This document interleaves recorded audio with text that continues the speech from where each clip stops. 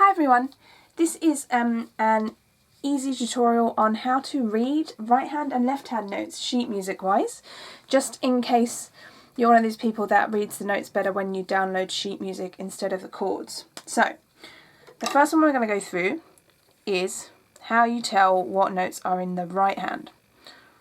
Excuse my not very straight lines. So you know it's right hand because you get the treble clef at the beginning of the bar or of the stave. So these lines we call the stave or the staff, depending on what country you're in.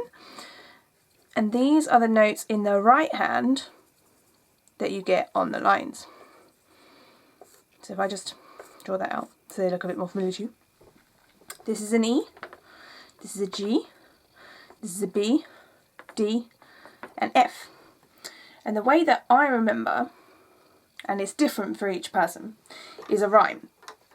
Every good boy deserves favour, or every good boy deserves football, every good boy deserves fruit, whatever you want to put it down as. Those are the lines, the notes on the lines. And if I show you, this E is the one just above middle C. So then if I play you those notes so you can see them there, you get those are those notes, E, G, B, D and F. So then we're going to move on to the spaces. The spaces are really easy because basically in the right hand, the way you read the spaces, let's see if I can put these lines back for you guys. The way you read the spaces is from the bottom space to the top space, you've got 4 spaces. There, is it's going to spell face.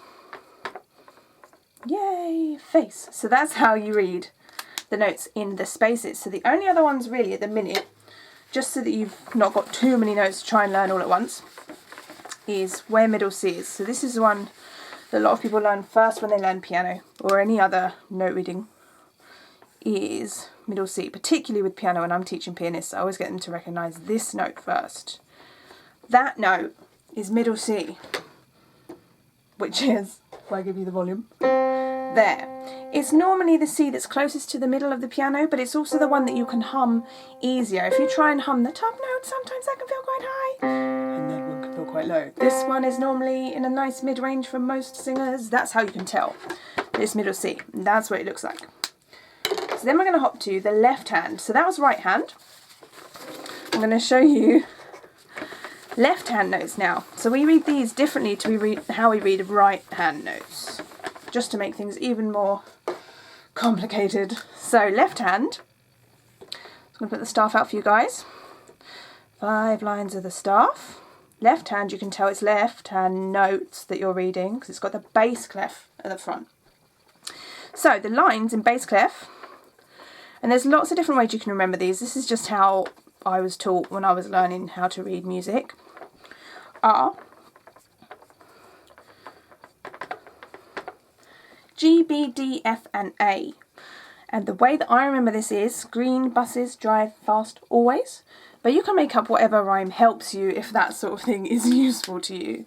These ones, when you play them on the piano, are a little bit lower. So this A is the A below middle C. That's your middle C. So you've got A, F, D, B, and G down the bottom. So that's whereabouts they are on the piano.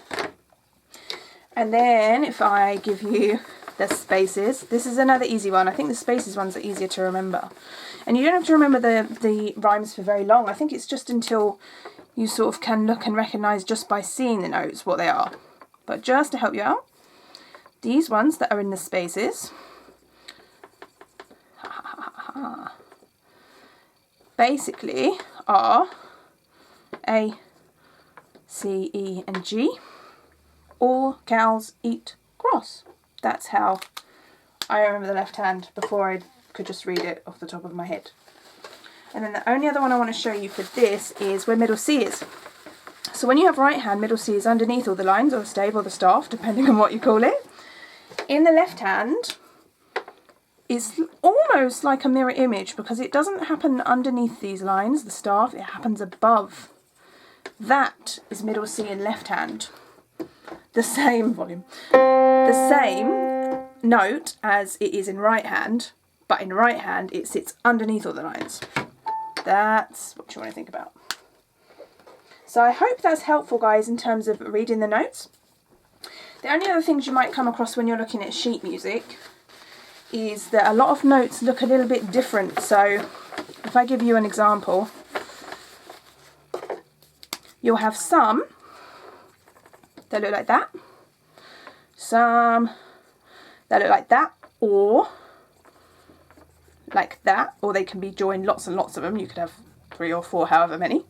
You've got some that look like that, some that look like that, that's just a circle, and then some that have a dot. So just so you know, these are worth 1 beat. These, each individual one is worth half a beat. These are worth 2 beats. These are worth 4, and these are worth 3. So that's how you would figure it out. If you were looking at a bar of music and you were trying to figure out what the rhythm was, say, then that's what you've got to remember. Each of those counts for a different amount. So if I was to draw you out a bar, just to finish off this tutorial, really badly spaced lines, and I was to put 4, 4, that 4 means there are 4 beats in a bar.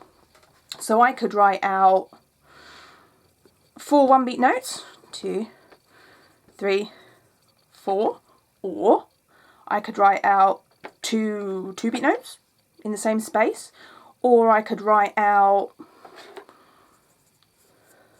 8 half-beat notes. Each of those has the same value in terms of how they would fit into that bar. I hope that makes sense, guys. If there's anything else that you want me to sort of run through, excuse my appalling writing, then let me know and I'll throw up another tutorial for you guys. Anything to do with reading music or any particular questions. No question is too odd. I've been asked lots of weird things in my lessons.